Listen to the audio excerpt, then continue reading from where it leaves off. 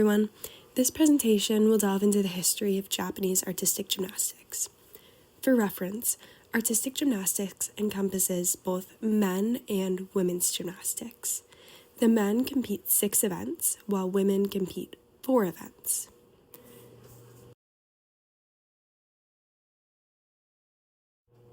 As I'm sure you all will note, later in this presentation I focus more so on the men's side of the sport rather than women's artistic gymnastics. I do this simply because there are more references and resources to research. Men's artistic gymnastics also had a much more lasting impact on the sport as a whole in Japan, and they first competed at the 1932 Los Angeles Olympic Games. They placed last, but their effort did not go unnoticed, and there were only 5 participating countries at that point in artistic gymnastics for men's. The women's artistic gymnastics team in Japan first competed in 1956 at the Melbourne Olympic Games. They placed 6th of 9 participating countries, and it's notable that they placed higher than the US. Japanese training style origins.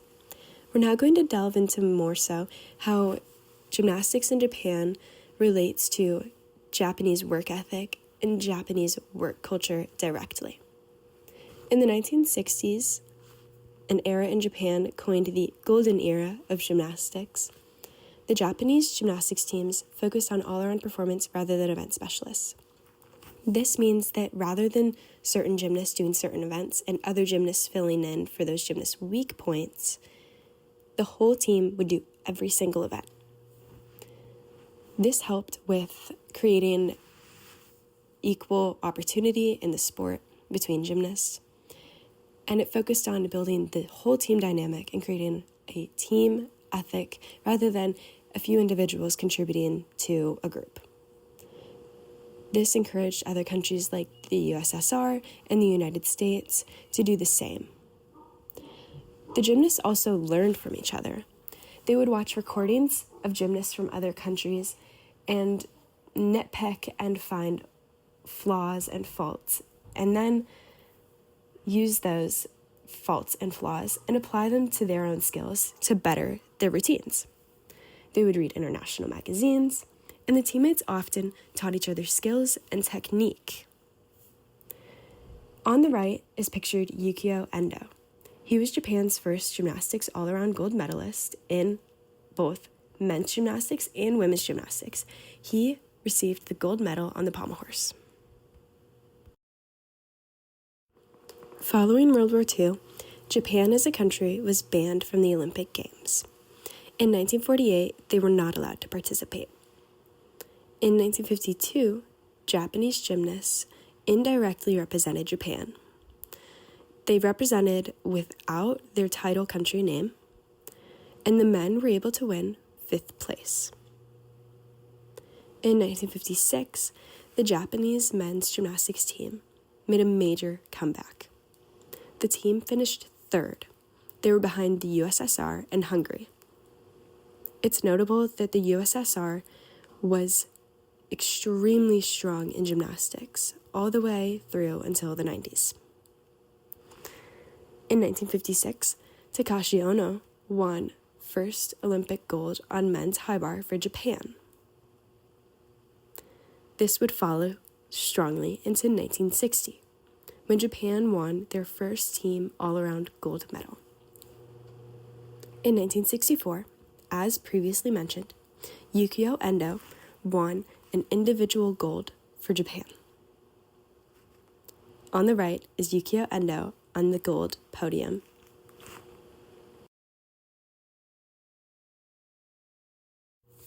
Some of you may be aware of scandals coming to light in the last 10 years about the USA gymnastics team and coaches and doctors.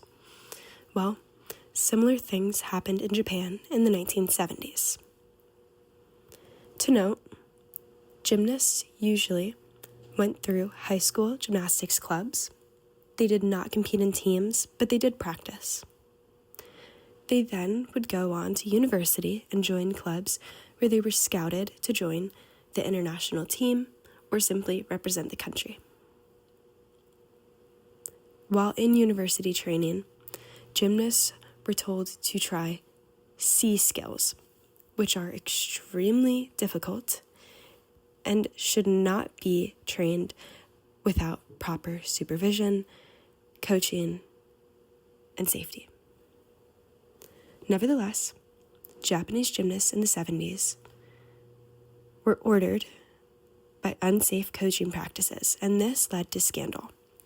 Between 1972 and 1974, reports came out that 10 Japanese university students died practicing gymnastics skills.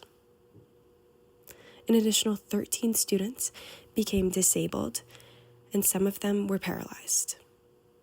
This mirrored coaching practices in other countries, and the Soviets also struggled with this. On the right is an example. Elena Makina of the USSR was paralyzed and later died after completing a vault and injuring her spine. These scandals forever tarnished the Japanese image in gymnastics.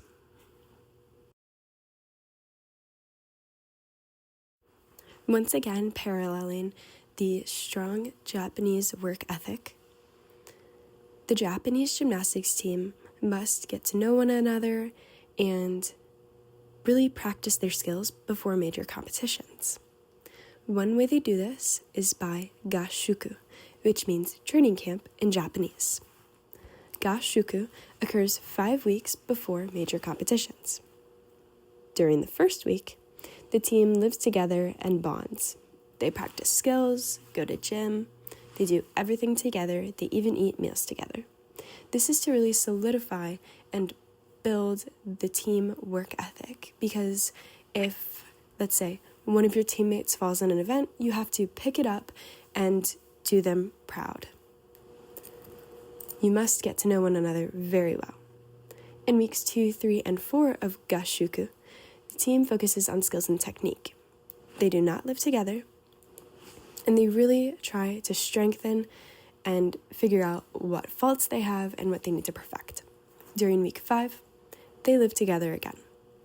They share their successes, they tell each other about skills that maybe others haven't seen them do in the gym, or little techniques that they've been working through or struggling with. And this is really to try and promote final routines and accomplishments in the gymnastics training. Team discussions and shigikai. Team discussions happen before and after practices during gashuku. They have been implemented in the Japanese gymnastics training style for decades. They have strict rules. Number 1, you are not allowed to eat during huddle. This can be distracting and is deemed as disrespectful. Number 2, you are only allowed to talk about gymnastics. You may not talk about, for instance, what you had for breakfast that morning, or something that has been bothering you in your personal life. Personal life does not matter during team discussions. You are only allowed to talk about gymnastics. In previous decades, they also were not allowed to smoke. This is obviously an outdated concept, and we can move on. Shigikai occurs twice during gashuku. Shigikai is a practice meet or practice competition. During the practice competition, real judges will come in and score all of the gymnast routines. They are given real scores, but the scores don't count for anything, as it's not a real competition. And the judges also give in-depth corrections. They tell the gymnasts exactly what they're looking for and what they will most definitely take off in the upcoming meet. On the right is the Japanese women's artistic gymnastics team at the 2024 Paris Olympic Games.